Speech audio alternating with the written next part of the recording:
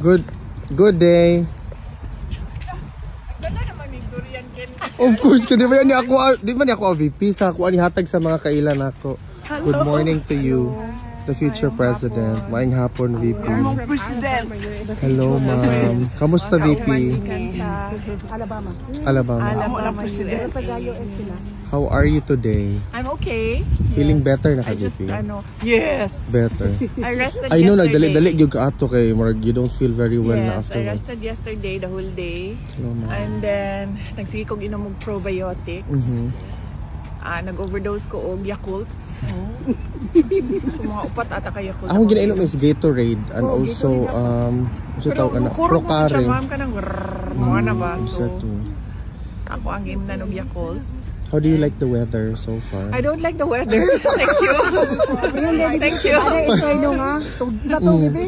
5 degrees today actually. I know that you're about to visit your father. Send our greetings, VP. Thank you. Mabuhay ka. Doon na pa may mga chismis na ihatag para sa ano iya na? kay. Ay, Na biyagin na siya og chismis. ni-resurface na ba yung mong video about the... Still here? Yes. Yes. Okay. Hello, welcome on board. How are you? Yeah, fine. Your chest is still here?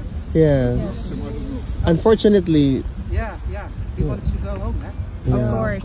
yeah. We all want him not to go list of the Philippines. Yeah. Cebu City. Yeah. So, he was here this summer. And now it's nice on board. VP, going back, the resurface na tong video where you were announcing about the bridge kasi nga gi-credit grab naman ni katong Davao Bucana. Yeah, Bucana Bridge, gi-credit grab naman niya. But hopefully later you will give us an opportunity for a short interview. Short lang. Wala yung mga chismis. Ano lang. Hi, hello. It's right now na ba? Karon na? Sure ka? 1:30 pang dalaw. 1:30. Sige, karon na lang. Kay magpapiti ko niya. Sige, Kay wait sakit lang. kayo ako ang nagka-cramp sa akong likod. Sige, wait lang. Mga tao to normal. Na napaka-signature. Hindi yung tao na hindi yung tao na walang tao na tao to. Ano ba i-explain yun, Day? AI ba yun ganyan? Oh, ito mga normal na tao to.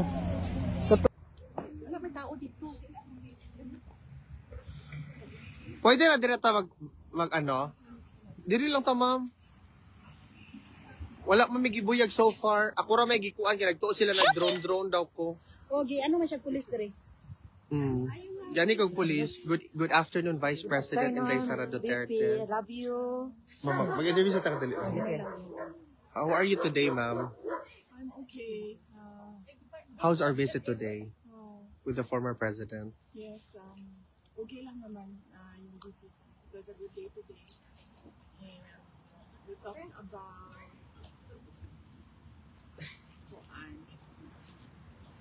the unconstitutionality of the transfer of the PhilHealth funds, 60 billion of it, and it was, decided that it should That's correct. be PhilHealth. And then, we talked about the inauguration, or the inauguration, also the Inspection daw yung VP. of the Davao Bucana Bridge. VP, what's the reaction of the former president and you yourself with respect to the unanimous decision of the Supreme Court 15-0 asking the government to return the funds to the PhilHealth Fund? Well, the Supreme Court is the final arbiter of legal cases in our country. And if they say that it is unconstitutional, then it is, and then it should be returned. Rightly so, because dapat ang pera ng PhilHealth ay binabalik o nire-reinvest balik sa health programs ng ating bansa. VP Inday, earlier we talked about the Bucana Bridge, and you made mention that you're going to refer the situation the former president. Ano po yung decision ni former president? Nag-ano lang ako kanina kung ito man kwento yung backstory na Bukana Bridge. And then he said na okay lang naman. So ang nangyari dyan ay ang Bukana Bridge is kapatid ng buong coastal road ng Davao City. So hindi siya yung coastal road hindi siya makakatawid ng Bangkeruhan River kung wala yung Bukana Bridge. At that time na mayor ako, may budget ang coastal road pero unfunded ang bridge. And it was made known at the time to former President Duterte that the bridge is unfunded. At siya ay naghanap ng paraan para mabigyan ng pondo yung budget, yung bridge.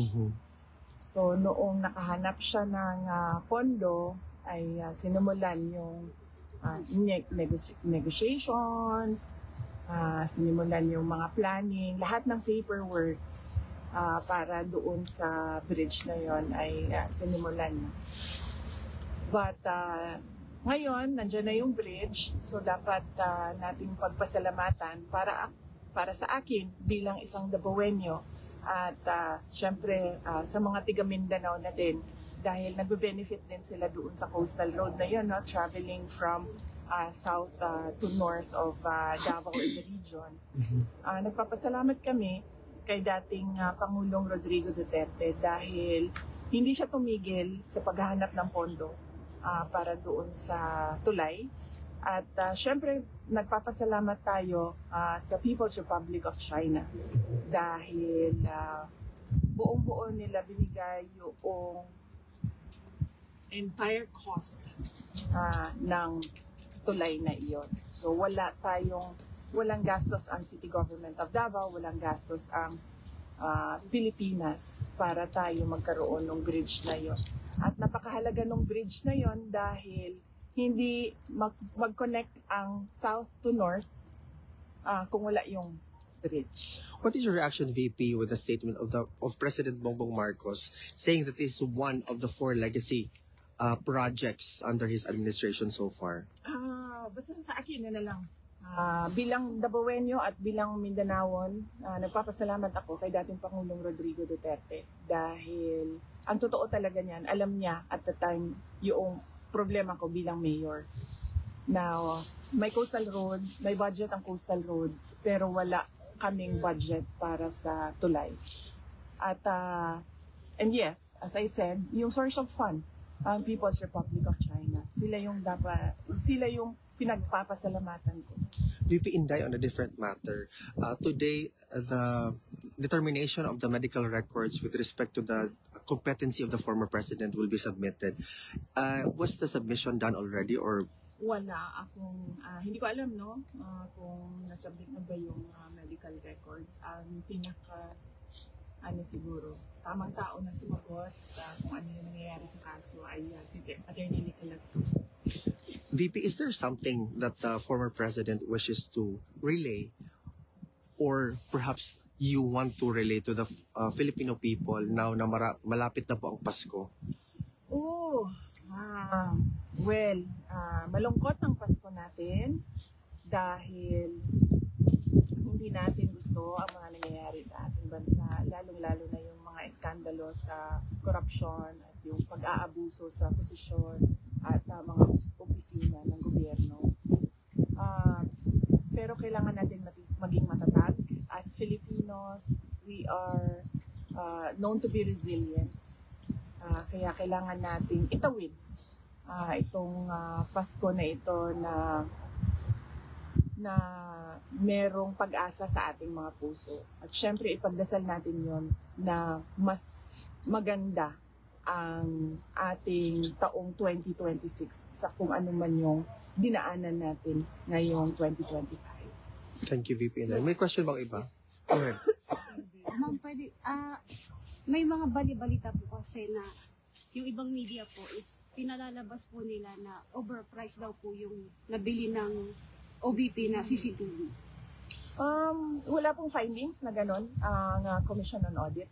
No, kung nakita ninyo sa statement ng Office of the Vice President, pinublish na yung report ng Commission on Audit at wala silang findings of any wrongdoing sa Office of the Vice President.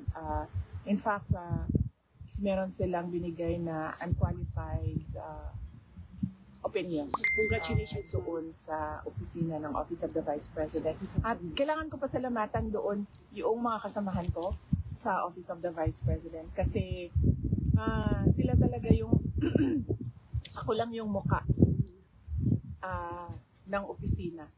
Pero lahat ng paperwork, lahat ng trabaho sa mga utos ko, lahat ng legwork, trabaho yan ng mga personnel ng Office of the Vice President. Kaya papasalamat ako sa kanila dahil nakuha nila yung unqualified opinion. And by the way, ma'am, congratulations kasi kayo po yung pinakamataas na ratings po. Yes. Yes. Yes, opo. Nagpapasalamat din ako niyan sa ating mga kababayan no, na nakikita nila yung trabaho ko bilang Vice President at trabaho ng mga kasamahan ko sa Office of the Vice President at malaki ang kanilang tiwala sa kakayahan namin at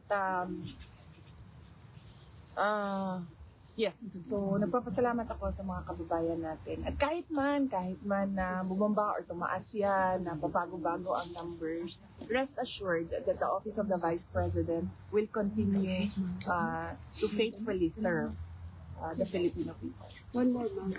Any reaction, ma'am? Kasi sabi po ni BBM is willing daw po siya makipag-dialogo sa inyo para daw po sa ikaunlad ng Pilipinas.